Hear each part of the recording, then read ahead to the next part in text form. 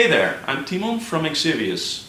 Today I'd like to share a concept of playing arpeggios that's a little different than the usual way of sweep picking them. I came up with this concept for two reasons. First off, I wanted to find a way to comfortably play through 3 different octaves.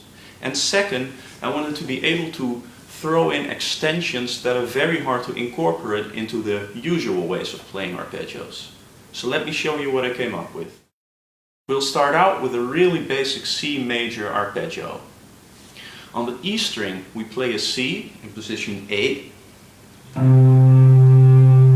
Then we move on to the A string where we play position 7, an E. And then we play a G at position 10 on the A string.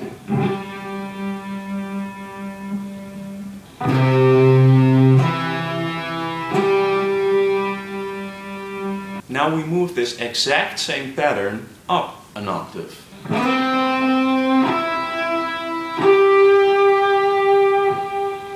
And for the third part, we'll move it up yet another octave.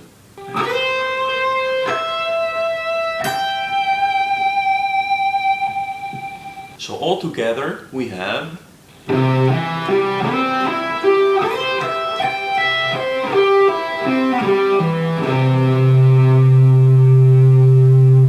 up to speed, it sounds something like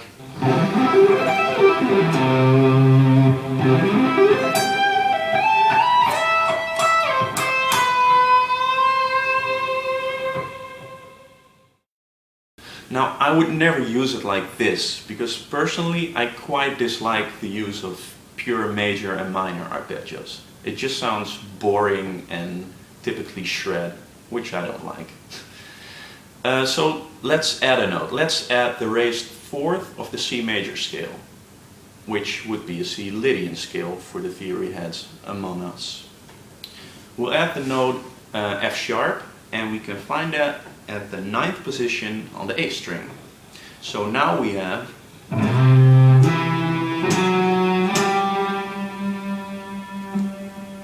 and up to speed it sounds something like this.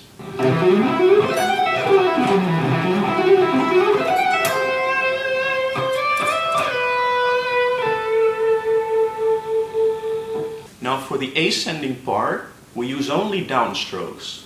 Down, down, down, down, down, down.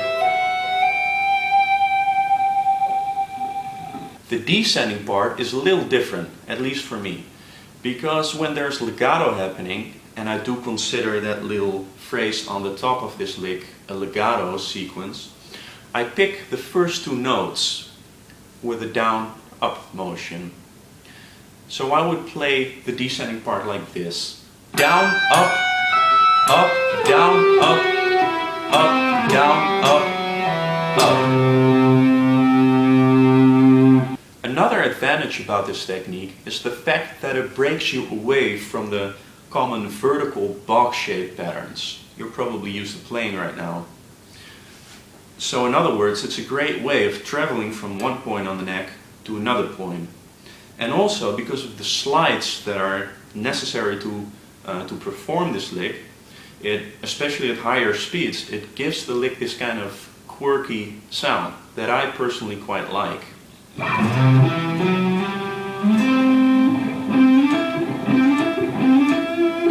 Those kind of slides.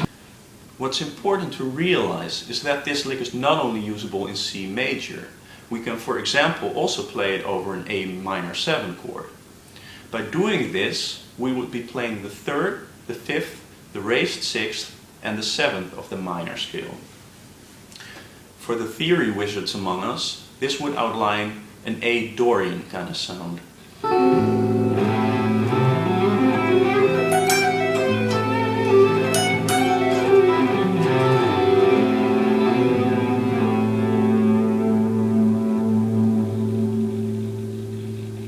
But it also works great over a B minor chord, outlining a B Phrygian kind of sound, by playing the flat 2nd, the 4th, the 5th, and the 6th of the scale.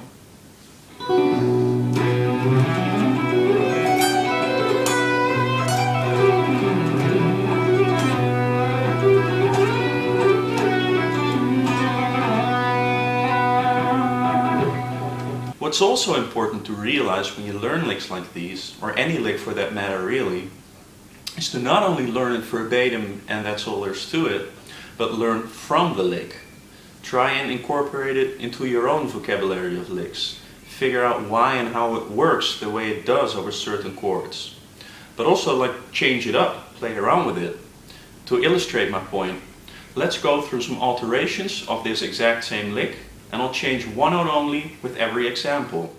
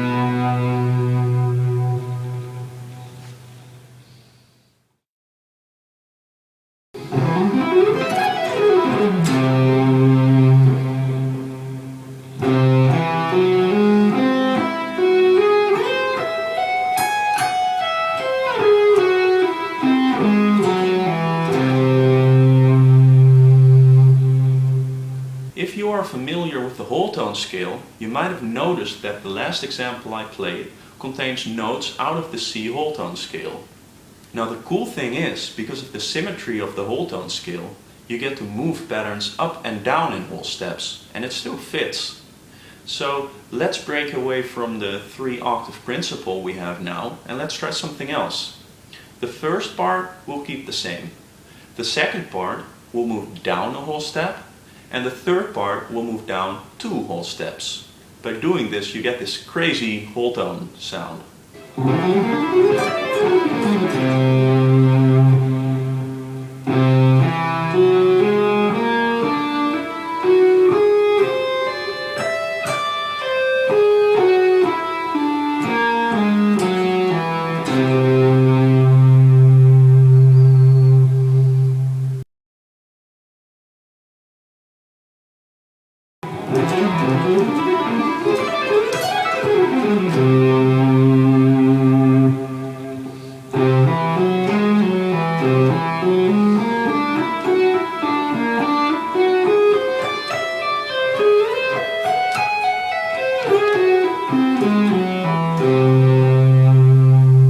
Alright, I hope you guys enjoyed that. I'm going to try and do these lessons more often if I get the chance. If you want to have private lessons, hit me up through bandhappy.com or my Facebook profile, whatever you prefer. Alright, cheers!